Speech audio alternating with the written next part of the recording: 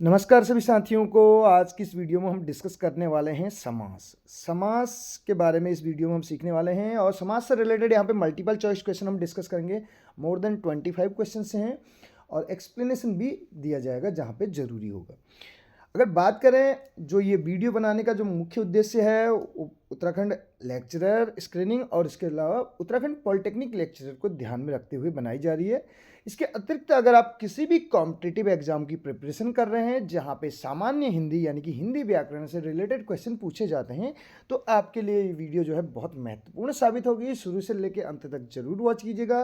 Videos आपको जो है हमारे चैनल्स और फेसबुक पेज जिन जो कि नाम क्या है, साई इंग्लिश क्लासेस पर अवेलेबल मिलेंगी। ठीक है, तो अगर आपने चैनल को सब्सक्राइब नहीं किया तो चैनल को सब्सक्राइब कर सकते हैं। अगर आप फेसबुक पेज से जुड़ना चाहते हैं तो फेसबुक पेज को भी आप फॉलो कर सकते हैं। ठीक है, तो स्टार्ट कर रहे हैं। देखिए, समास किसे कहते हैं। इससे पहले हमने संधि पे बात की थी, आज हम बात करेंगे किस पर, समास पर। समास होता क्या है। ठीक है, समास को इंग्लिश में बोलते हैं कंपाउंड। क्या बोलते हैं? कंपाउंड बोलते हैं। ठीक है, और कंपाउंड क्या होता है आपको पता है। कंपाउंड का मतलब है जोड़ से, योग से। अब देखिए कंपाउंड, इसकी डेफिनेशन पढ़ लेते हैं। समास किसे कहते हैं? दो या दो से अधिक जब शब्द हमारे मिलेंगे तो उनसे एक नया शब्द बनेगा, तो उस नए शब्द को क्या बोलेंगे? समासिक शब्द बोलेंगे।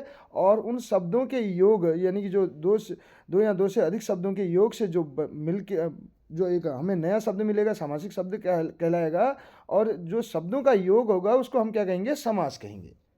ध्यान दीजिएगा, समास किसको बोलेंगे? दो या दो से अधिक शब्द, दो या दो से अधिक शब्दों से मिलकर एक जब नया शब्द हमें मिलेगा। ठीक है, जब एक नया शब्द बन जाता है तो उसे क्या कहते हैं? उसी को हम समास कहेंगे। लेकिन जब संधि की बात करें, संधि में दो या दो से अधिक जो हैं, हम दो या दो से अधिक वर्णों की बात करते हैं। वर्णों के मेल से जो विकार उत्पन्न होता है उसमें भी योग होता है, लेकिन वहाँ पे वर्ण होता है। यहाँ शब्द है, वहाँ पे वर्ण है।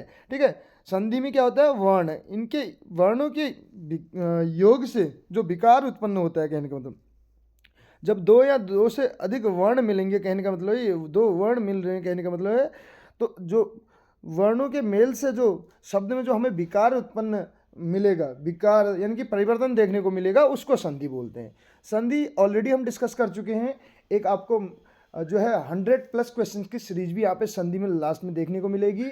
आप लगातार जो है वीडियोज को वॉच कीजिए और संधि, समास, उपसर्ग, प्रत्यय या किसी भी तत्सम तद्भव से रिलेटेड जो भी सामान्य हिंदी से रिलेटेड क्वेश्चन पूछे जाते हैं, आप अगर डेफिनेटली जो हम यहाँ पे सीरीज हमने जो यहाँ पे कंटिन्यू जिसको हम अपलोड करते जा रहे हैं, उन वीडियोज़ को आप वॉच करते हैं, तो जो भी आपका आने वाला जो एग्ज़ाम है, कॉम्पिटिटिव एग्ज़ाम जिसको भी आप अटेंड करने जाएंगे, तो उसमें बहुत अच्छा स्कोर करेंगे और डेफिनेटली वहाँ पे आप सफलता प्राप्त करेंगे। तो देखिए, इसमें समास हमें समझ में आ गया। तो समास क्या है? देखिए, कार्य कुशल शब्द में कार्य और कुशल दो शब्दों के योग से बना है। कार्य कुशल किससे बना है? कार्य और कुशल दो शब्दों के योग से बना हुआ है। अब समास के भेद की बात करें तो मुख्यतः चार भेद होते हैं। चार कौन कौन से हैं? अव्ययी भाव, तत्पुरुष, द्वंद्व और बहुव्रीहि। चार कौन कौन से हैं? अव्ययी भाव, तत्पुरुष, द्वंद्व और बहुव्रीहि, ये चार हैं। अब तत्पुरुष के बात करें, तत्पुरुष समास के भी दो भेद होते हैं। वो कौन से हैं? दो भेद इसके, कर्मधारय और द्विगु हैं। ठीक है, ये आपको ध्यान रखना है। मेनली चार हैं और तत्पुरुष के दो हैं, कर्मधारय और द्विगु। तो आगे देखिए, अब जो हमारे पास डेफिनेशन है, इसमें देखिए अव्ययी भाव समास किसे बोलते हैं। अब दो पद होते हैं किसी भी उसमें, अगर बात करें, हमने कहा दो या दो से अधिक शब्दों से दो पद होंगे, तो पहला पद को ही पूर्व पद बोला जाता है। पहले पद को क्या बोला जाता है? पूर्व पद बोला जाता है। और दूसरा पद जो होता है, दूसरे पद को बोला जाता है उत्तर पद। क्या बोला जाता है? उत्तर पद। ये चीज़ आपको ध्यान देनी है। पूर्व पद और उत्तर पद आपको अगर कहीं पे आएगा तो आपको इजीली उसको समझ जाना है। अब देखो कि पहला पद जो होगा वो अव्यय होगा, बोल रहा है। अव्ययी भाव समास में पहला पद अव्यय, दूसरा संज्ञा होगा। यानी कि दूसरा संज्ञा है तो संज्ञा के बारे में ही तो कुछ बताएगा ना वो। पहला जो है अव्यय होगा, अव्यय ये। ठीक है, जब आपको इस टाइप से दिख जाए तो वो क्या होगा? अव्ययी भाव समास का एग्जाम्पल होगा। अव्ययी भाव समास का एग्जाम्पल होगा। अब देखिए कैसे, जैसे प्रतिदिन, प्रति और दिन, तो क्या हो गया, प्रतिदिन हो गया। ठीक है, प्रतिदिन हो गया इस टाइप से, यथाशक्ति। ठीक है, शक्ति के अनुसार कहने का मतलब है। तो ये आपका किसका एग्जाम, अगर इस टाइप का एग्जाम्पल आपको देखने को मिले या जिसमें पूर्व पद अव्यय और जो द्वितीय पद है वो संज्ञा हो, तो आपको अव्ययी भाव होगा। नेक्स्ट क्वेश्चन, नेक्स्ट जो हमारा है टॉपिक, उसकी बात करें, तत्पुरुष समास क्या होता है। तत्पुरुष समास जिस समास में उत्तर पद प्रधान हो। उत्तर का मतलब हमने बताया, देखिए पूर्व पद पहले और दूसरा उत्तर, तो उत्तर पद प्रधान हो, ये वाला पद प्रधान हो सेकंड वाला, और ये बोल रहा है दोनों पदों के बीच कारक चिन्ह का लोप हो जाता है। जैसे राजपुत्र, राजा का पुत्र, राजपुत्र, अगर इसको हम तोड़ेंगे तो क्या होगा, राजा का पुत्र, राजा का पुत्र। अब जो ये कारक चिन्ह का लोप हो जाएगा, ये कारक है, जैसे कर्ता ने, कर्म को, आपने ये पढ़े होंगे ना कारक चिन्ह। ठीक है, इसका लोप हो जाएगा, राजपुत्र हो जाएगा, तो उसे क्या कहेंगे, तत्पुरुष समास कहेंगे। अगले की बात करें, अगला आपके सामने है कर्मधारय। तो शॉर्ट में हम इनकी बात करेंगे। कर्मधारय में क्या होगा, जिसमें समस्त पद का उत्तर पद प्रधान हो। जो समस्त पद की बात करें तो उसमें भी उत्तर पद प्रधान हो, कह रहा है पूर्व पद और उत्तर पद में उपमान व उपमेय का संबंध हो, विशेषण विशेष्य का संबंध हो। पहला जो है विशेषण हो, कह रहा है पूर्व पद, और दूसरा क्या होगा, विशेष्य। विशेष्य का मतलब मैं आपको ऐसे बता रहा हूँ, अब इसको इंग्लिश की उसमें समझेंगे तो ये कहीं ना कहीं जिसकी विशेषता बताई जाएगी, जैसे संज्ञा सर्वनाम कुछ भी हो सकता है। ठीक है, तो विशेष्य इसकी विशेषता बताएगा पहला वाला। ठीक है, तो ये आपका, जैसे प्रधान अध्यापक, अध्यापक कैसा है, प्रधान है। इसी को अगर हम अलग करें तो प्रधान प्लस अध्यापक, प्रधानाध्यापक। अब देखिए ये अध्यापक तो क्या है, नाउन है, जिसको हम कॉमन नाउन बोल देते हैं, जातिवाचक, और प्रधान उसकी विशेषता बता रहा है, तो प्रधान अध्यापक। नील कमल है, नीला है जो कमल, नीला है जो कमल, तो नील कमल हो जाएगा। अब ध्यान दीजिएगा, नीला है जो कमल बोला जा रहा है। अगर जैसे पीले हैं वस्त्र जिसके, किसके, अब जिसके पूछा जाएगा तो आप बोलना किसके, तो कहीं ना कहीं किसी तीसरे की ओर इशारा करे। और जहाँ तीसरे की बात आ जाए, दोनों पद को छोड़ के तीसरे पद की बात की जाए, कोई तीसरा पद प्रधान हो, तो वहाँ बहुव्रीहि हो जाता है। ये आपको ध्यान देना है। द्वंद्व क्या होता है, देखिए द्वंद्व समास की बात करें, द्वंद्व समास समस्त पद के दोनों पद प्रधान हो, दोनों पद प्रधान होंगे, दोनों बराबर होंगे कहने का मतलब, और ये अपोजिट होते हैं, हमेशा याद रखना अपोजिट होंगे, ये विलोम होंगे, अपोजिट एक दूसरे के। जैसे दिन रात, इनके बीच में छोटी रेखा, छोटी रेखा तो आपको अन्य उसमें भी देखने को मिल सकती है, रातों रात करके, जैसे हमने बताया था।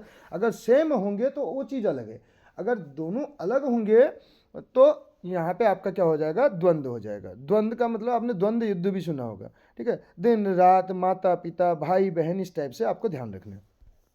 तत्पुरुष समास ऑलरेडी बात कर चुके हैं। अब हम बात करेंगे किसकी, बहुव्रीहि समास की। बहुव्रीहि समास क्या होता है, देखिए बहुव्रीहि समास की बात करें, जिस समास का कोई भी पद प्रधान ना हो, बल्कि दोनों से मिलकर बनने वाला तीसरा पद प्रधान हो। यहाँ पे दो पद तो आपको दिखाई दे रहे हैं, लेकिन उससे कहीं तीसरा पद जो है प्रधान हो जाएगा। मैंने कहा ना, जैसे आपको 10 हैं आनंद जिसके, दशानन, 10 आनंद, इसमें देखिए कोई भी पद प्रधान नहीं है, 10 और दूसरा आनंद, 10 और मुख, यहाँ पे तीसरे की ओर इशारा करेगा। 10 हैं आनंद जिसके, किसके, रावण के, आपको ध्यान देना है।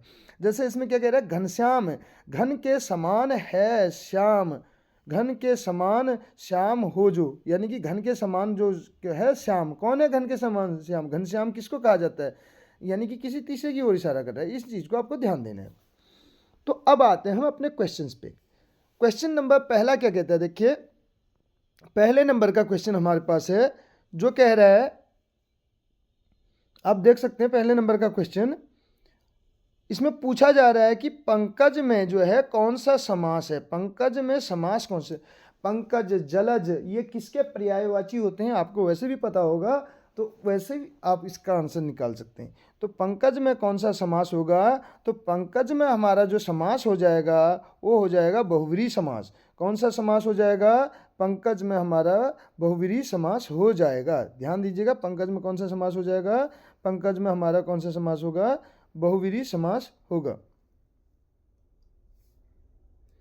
कौन सा समास हो जाएगा, बहुव्रीहि हो जाएगा। नेक्स्ट क्वेश्चन की ओर बढ़ेंगे हम। अगला क्वेश्चन देखिए क्या कहता है, सेकंड नंबर का क्वेश्चन हमारा कह रहा है, जब प्रथम पद संख्यावाची और द्वितीय पद संज्ञा हो, प्रथम पद क्या हो, संख्यावाची और द्वितीय पद संज्ञा हो। तो संख्यावाची और संज्ञा की बात की जा रही है। इसमें ऐसा नहीं कह रहा है, देखिए संख्यावाची में आपका बहुब्री भी हो सकता है, जैसे 10 हैं आनंद जिसके, लेकिन वहाँ पे क्या होता है, दोनों में से कोई पद प्रधान नहीं होता है। लेकिन ये क्या कह रहा है, देखिए इसमें प्रथम पद संख्यावाची और द्वितीय पद संज्ञा हो, ठीक है, तो वहाँ पे कौन सा होगा, संख्यावाची की बात करें तो ये क्या हो जाएगा, आपका द्विगु हो जाएगा। क्या हो जाएगा, द्विगु हो जाएगा। यानी कि हमारा कौन सा ऑप्शन करेक्ट हो जाएगा, हमारा जो ऑप्शन है, ऑप्शन नंबर ए जो है हमारा करेक्ट हो जाएगा, द्विगु समास। ठीक है, नेक्स्ट देखिए, संख्यावाची वैसे भी द्विगु होता है अगर अपने मूल अर्थ को छोड़ के किसी पे डिपेंड ना करें। जिन सामासिक शब्दों में पहला पद संख्या, फिर से बोल रहा है संख्या की बात कर रहा है, को व्यक्त करने वाला विशेषण होता है, तो उसको क्या कहेंगे। अब तो वो भी क्या कहलाएगा, आपका द्विगु ही होगा वो। ठीक है, तो यहाँ पे भी द्विगु समास जो है इसका करेक्ट आंसर हो जाएगा। नेक्स्ट क्वेश्चन की बात करें, चरण कमल। चरण कमल में आपको बताना है कि कौन सा समास है, चरण कमल में कौन सा समास है, चरण कमल में कौन सा समास है, ये पूछा जा रहा है हमसे। तो चरण कमल में कौन सा समास है, तो चरण कमल का अगर हम वो करें, विग्रह करें, समास विग्रह जिसको बोलते हैं, तो कमल के समान हैं जो चरण, यानी कि सॉरी, कमल के समान जो चरण है, कहने का मतलब है कमल के समान चरण। क्या बोलेंगे इसको, कमल के समान चरण, कमल के समान होंगे चरण, कमल के समान चरण। ठीक है, इस चीज को आपको ध्यान देना है, कमल के समान अगर चरण होंगे तो वो क्या कहलाएगा, चरण कमल कहलाएगा। तो उसमें कौन सा वो हो जाएगा आपका, उसमें कौन सा समास हो जाएगा, चरण कमल में हमारा समास जो हो जाएगा वो हो जाएगा हमारा कर्मधारय। क्या हो जाएगा, कर्मधारय हो जाएगा।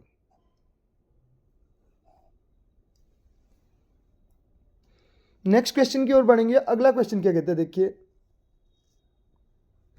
5वें नंबर का क्वेश्चन हमारा है, 5वें नंबर का क्वेश्चन क्या कहते हैं, देखिए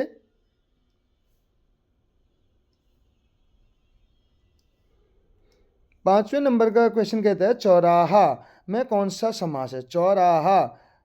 ठीक है, जब समूह की बात करें, जब संख्यावाची की बात करें, तो संख्यावाची और किसी समूह की बात करें, वो किसी कलेक्शन की बात करें, दैट विल बी द्विगु समास। क्या होगा वो, द्विगु समास होगा। क्या हो जाएगा वो, द्विगु समास हो जाएगा। तो इसमें हमारा करेक्ट आंसर क्या हो जाएगा, चार राहों का समूह, यानी कि चार राहों का समूह क्या हो जाएगा, वो हमारा द्विगु समास हो जाएगा। नेक्स्ट क्वेश्चन की ओर बढ़ रहे हैं। अगला क्वेश्चन क्या कहते हैं, देखिए अगला क्वेश्चन कहता है, द्वंद्व समास में कौन सा पद प्रधान होता है, द्वंद्व समास में कौन सा पद प्रधान होता है। तो द्वंद्व समास में दोनों पद प्रधान होते हैं। क्या होते हैं, दोनों पद प्रधान होते हैं। नेक्स्ट क्वेश्चन देखिए, जैसे दिन रात दोनों प्रधान होंगे। ठीक है, दिन अपनी जगह प्रधान है, रात अपनी जगह। तो आमरण में कौन सा समास है, आमरण में समास पूछा जा रहा है। आमरण में जो मृत्यु तक चलेगा, कहने का मतलब है मृत्यु पर्यंत, जिसको बोलते हैं मृत्यु पर्यंत, मृत्यु तक। आमरण का मतलब क्या हो गया, मृत्यु पर्यंत। ध्यान दीजिएगा, मृत्यु पर्यंत की अगर बात चलेगी तो वो क्या हो जाएगा हमारा, अब मृत्यु पर्यंत कहने का मतलब है जो जीवन भर चलेगा, कहने का मतलब है जब तक जिंदा रहेगा। तो इसमें देखिए कौन सा समास हो जाएगा हमारा, इसमें हमारा हो जाएगा क्वेश्चन नंबर 7 की अगर बात करें तो इसका बी ऑप्शन हमारा करेक्ट हो जाएगा, अव्ययी भाव समास हो जाएगा। कौन सा समास हो जाएगा, अव्ययी भाव समास हो जाएगा। नेक्स्ट क्वेश्चन की ओर बढ़ रहे हैं। अगला क्वेश्चन क्या कहते हैं, आजीवन में कौन सा समास है, आजीवन, आजीवन जीवन भर कहने का मतलब है। आजीवन का मतलब क्या होता है, जीवन भर। तो जीवन भर की बात करें तो यहाँ पे भी जैसे आमरण था वैसे ही आजीवन है, तो ये यहाँ पे भी कौन सा समास है, अव्ययी भाव समास है। बढ़ेंगे नेक्स्ट क्वेश्चन की ओर। अगला क्वेश्चन क्या कहते हैं, 9th नंबर का, 9th नंबर का क्वेश्चन कहता है, देखिए 9th नंबर का क्वेश्चन कह रहा है, सप्तऋषि, सप्तऋषि, सप्तऋषि 7 ऋषियों का समूह सात ऋषियों का समूह। जब समूह की बात आ जाए और संख्यावाची की बात आ जाए तो कहाँ चले जाएंगे हम चले जाएंगे द्विगु पर। हम कहाँ चले जाएंगे? द्विगु समास पे। ठीक है, तो डी ऑप्शन इसका करेक्ट हो जाएगा। कौन सा ऑप्शन करेक्ट हो जाएगा? द्विगु जो है, डी ऑप्शन इसका करेक्ट आंसर हो जाएगा। नेक्स्ट क्वेश्चन देखिए, क्वेश्चन नंबर 10 क्या कहता है? पीतांबर, पीतांबर में कौन सा समास है? पीतांबर में कौन सा समास है? पीले हैं अंबर जिसके, पीले हैं अंबर जिसके, ध्यान दीजिएगा, पीले हैं अंबर जिसके। अंबर का मतलब है यहाँ पे वस्त्र। पीले हैं अंबर जिसके, वस्त्र किसके पीले हैं? पीले वस्त्र की बात की जा रही है, श्री कृष्ण की बात की जा रही है। तो अपने मूल, मैंने कहा ना, इसमें दोनों में से कोई पद प्रधान नहीं होगा, किसी तीसरे पद को प्रधानता दी जाएगी, तो वो आपका बहुव्रीहि हो जाएगा। क्या हो जाएगा? बहुव्रीहि हो जाएगा। इसलिए हमारा ऑप्शन नंबर डी करेक्ट हो जाएगा। कौन सा ऑप्शन करेक्ट हो जाएगा? हमारा डी ऑप्शन करेक्ट हो जाएगा। बढ़ेंगे नेक्स्ट क्वेश्चन की ओर। अगला क्वेश्चन क्या कहता है देखिए, नेक्स्ट क्वेश्चन आपके सामने है। नेक्स्ट क्वेश्चन में हमसे पूछा जा रहा है कि निम्न में कर्मधारय समास का उदाहरण है। कर्मधारय समास का उदाहरण क्या है, ये पूछा जा रहा है। ठीक है, सतसही, सतसही की बात करें तो सतसही, सतसही का मतलब होता है, सत का मतलब है सात, सही का मतलब है 100 का समाहार, 700 का समाहार। तो 700 का समाहार, 700 का समाहार, यानी कि समूह की बात चल रही है, 700 का समाहार। तो इसमें हमारा द्विगु हो जाएगा। राजगृह, राज का गृह, राजा का गृह, राजा का घर यानी कि तत्पुरुष। चतुर्भुज, 4 हैं भुजाएं जिसकी, अर्थात ये किसी तीसरे की ओर, तीसरे अर्थ, तीसरे उसकी ओर बात कर रहा है, किसी तीसरे पद की बात कर रहा है। तो यहाँ पे हो जाएगा बहुव्रीहि। चतुर्भुज में हो जाएगा बहुव्रीहि, इसमें हो जाएगा तत्पुरुष, इसमें हो जाएगा द्विगु। और बात करें यहाँ पर जो करेक्ट आंसर होगा इसका, श्याम सुंदर, श्याम सुंदर, श्याम सुंदर, श्याम जो सुंदर है, तो श्याम जो सुंदर है तो वही तो कर्मधारय है। तो कर्मधारय क्या हो जाएगा? ऑप्शन नंबर डी इसका करेक्ट हो जाएगा। श्याम सुंदर में जो है कर्मधारय समास है। बढ़ेंगे नेक्स्ट क्वेश्चन की ओर। अगर एक्सप्लेनेशन आपको पसंद आए, वीडियो आपको पसंद आए, तो एक शेयर और पेज को आप फॉलो कर सकते हैं। चैनल पे नए हैं तो चैनल को भी सब्सक्राइब कर सकते हैं। पुस्तकालय की हम बात कर रहे हैं। पुस्तकालय, पुस्तक का आलय, पुस्तक का घर, पुस्तकों का घर, आलय का मतलब होता है गृह। आलय का मतलब क्या होता है? गृह, ग्रह नहीं होता है, गृह होता है। ठीक है, पुस्तकों का घर, पुस्तकों का घर, जैसे हिम का घर, बर्फ का घर हिमालय, तो पुस्तकालय। तो कौन सा इसमें समास हो जाएगा? पुस्तक का आलय, जिस देखिए कारक चिन्ह आ रहे हैं, तो इसमें कौन सा हो जाएगा? तत्पुरुष हो जाएगा। पुस्तक का आलय, पुस्तक का आलय, पुस्तकालय।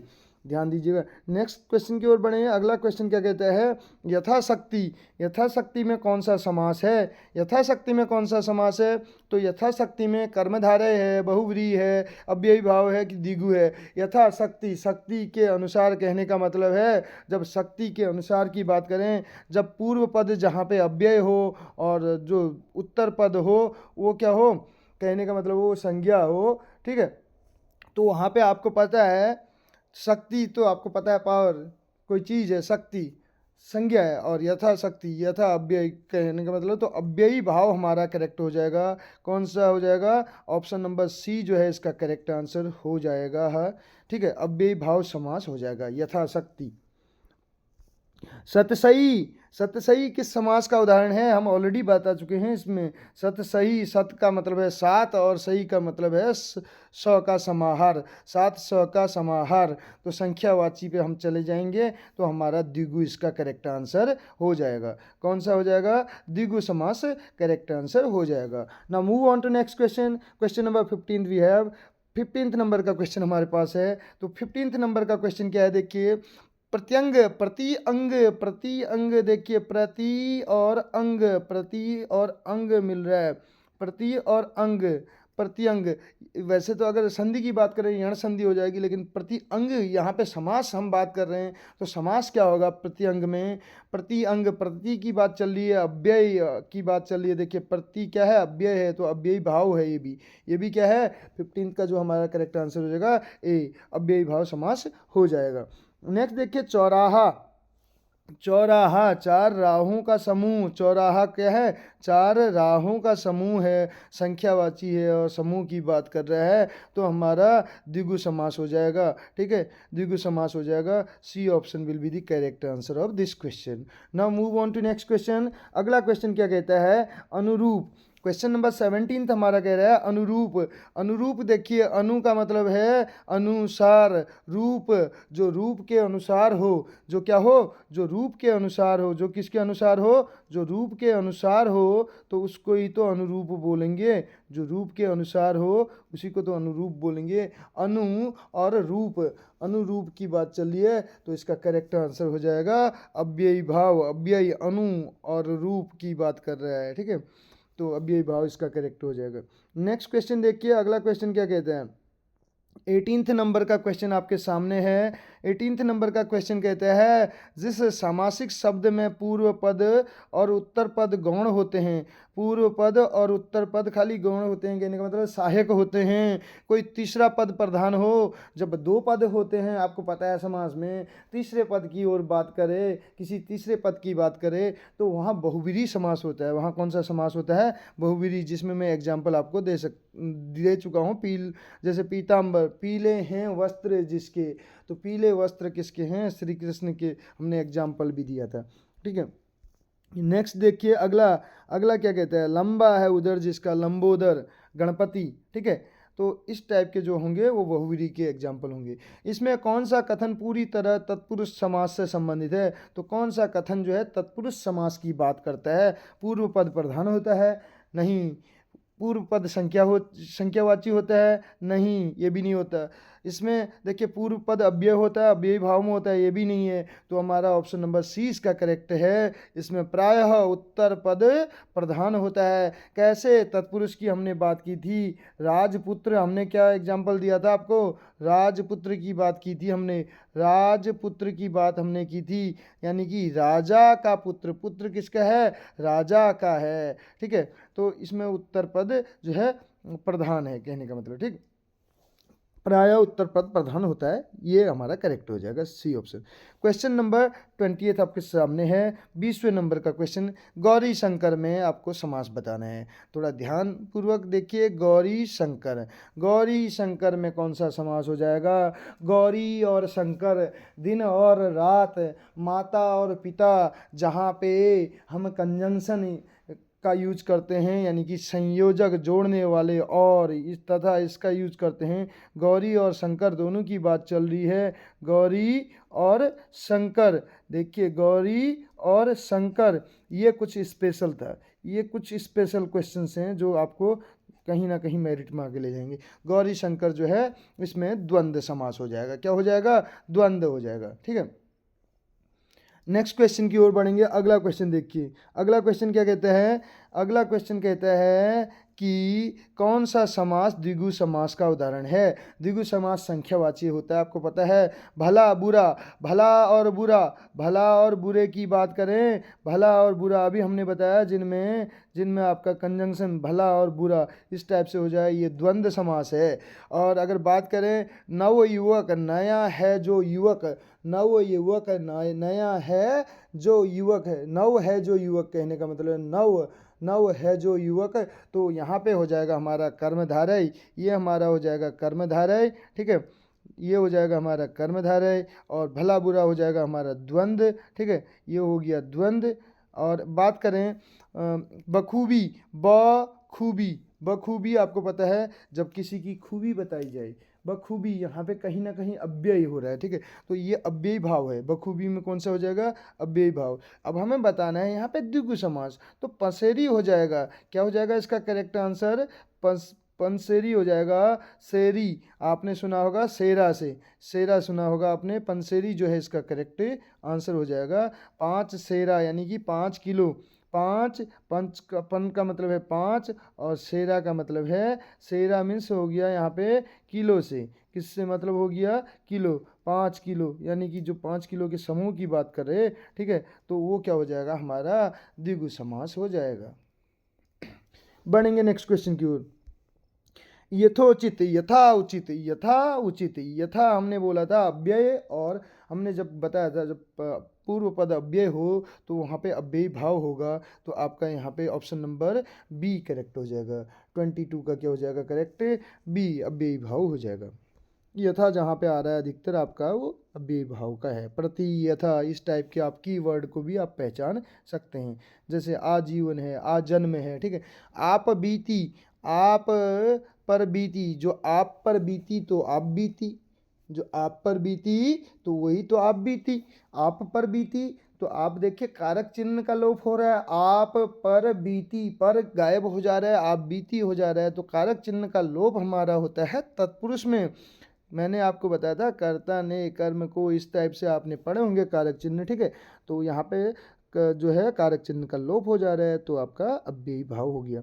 नेक्स्ट क्वेश्चन आपके सामने है, क्वेश्चन नंबर 24 आपके सामने है। आप अपना स्कोर जरूर बताइएगा, आपने कितना स्कोर इसमें गेन किया। अपना, पराया, इनके बीच में होती है छोटी रेखा, हाइफन जिसको इंग्लिश में बोलते हैं, जिसको हाइफन बोलते हैं। अपना और पराया दो अपोजिट वर्ड्स हैं, दो अपोजिट वर्ड्स हैं, तो आपका क्या हो जाएगा, अपना पराया द्वंद्व समास, अपना पराया द्वंद्व समास, ठीक है। नेक्स्ट की बात करते हैं। Next question, question number 25 number का है। इस मंदिर में लोग पीतांबर पहनकर पूजा करते हैं। पहनना, पहनने की बात चल रही है तो वस्त्र हो सकते हैं। और जब पीले वस्त्र की बात करें, पीतांबर का मतलब होता है पीले हैं अंबर, यानी कि पीतांबर, पीले वस्त्र, पीले वस्त्र पहनकर पूजा करते हैं, पीले वस्त्र पहनकर पूजा करते हैं। इस मंदिर में लोग पीतांबर पहन के पूजा करते हैं। वाक्य में रेखांकित पद में कौन सा समास है, तो पीतांबर में कौन सा समास है इस सेंटेंस के अकॉर्डिंग, ठीक है। ध्यान दीजिएगा, इस वाक्य के अनुसार बोला जा रहा है पीतांबर पहनकर करते हैं। ये किसी दूसरे पीतांबर की बात नहीं कर रहा है, पीले हैं अंबर जिसकी की बात नहीं कर रहा है। मैं सपोज दैट मंदिर में पूजा करने जाता हूँ तो पीले वस्त्र पहन के जाता हूँ, तो पीले वस्त्र, पीले हैं जो वस्त्र, यानी कि पीले हैं जो वस्त्र, उनको तो पीतांबर यहाँ पे बोला गया है। यहाँ पे कर्मधारय है इसका, ध्यान दीजिएगा। वैसे पीतांबर में आपका क्या होता है, बहुव्रीहि होता है, लेकिन यहाँ पर सिर्फ कपड़ों तक की बात हो रही है, यहाँ पे किसी तीसरे पद की बात नहीं हो रही है, सिर्फ कपड़ों की बात हो रही है। पीतांबर पहन के जाते हैं तो इसलिए कर्मधारय है, ठीक है, ध्यान दीजिएगा इसको। अदरवाइज अगर सिंपल से उसमें अगर आपसे पूछा जाए पीतांबर में कौन सा समास है, तो सीधे सीधे आप बोलेंगे बहुव्रीहि। अगर बहुव्रीहि ऑप्शन में नहीं होता तब कर्मधारय जाएंगे। लास्ट क्वेश्चन इस जो हमारी वीडियो का है आज की इस समास वाली सीरीज का, तो वो है सुख चैन। सुख और चैन, अगर सुख और चैन की बात करें, सुख चैन, तो सुख भी है, चैन, सुख चैन, देखिए तो यहाँ पे देखिए इनके बीच में क्या दिया है, हाइफन दी गई है, छोटी रेखा। सुख और चैन की बात चल रही है, सुख और चैन की बात चल रही है, तो हमारा क्या हो जाएगा, हमारा इसमें सुख और चैन की बात चल रही है, ठीक है। सुख और चैन, जैसे क्या होता है, सुख और चैन, रातों रात, सॉरी हमने बोला दिन रात, रातों रात नहीं, रातों रात में तो अलग हो जाएगा, दोनों सेम वर्ड हो जाएंगे। दिन रात, माता पिता, भाई बहन, अपोजिट वर्ड, ठीक है। सुख चैन की बात चल रही है, तो यहाँ पे हमारा करेक्ट आंसर क्या हो जाएगा, द्वंद्व समास हो जाएगा, ठीक है। तो ये थे 26 क्वेश्चन जो हमने इस वीडियो में डिस्कस किए। कैसी लगी आपको वीडियो जरूर बताएगा। वीडियो पसंद आई हो तो पेज को फॉलो कर सकते हैं, चैनल पे अगर नए हैं तो चैनल को सब्सक्राइब कर सकते हैं, एक शेयर और एक लाइक ज़रूर कीजिएगा अगर आपको वीडियो पसंद आती है। तो मिलते हैं अगली वीडियो में। Thank you so much.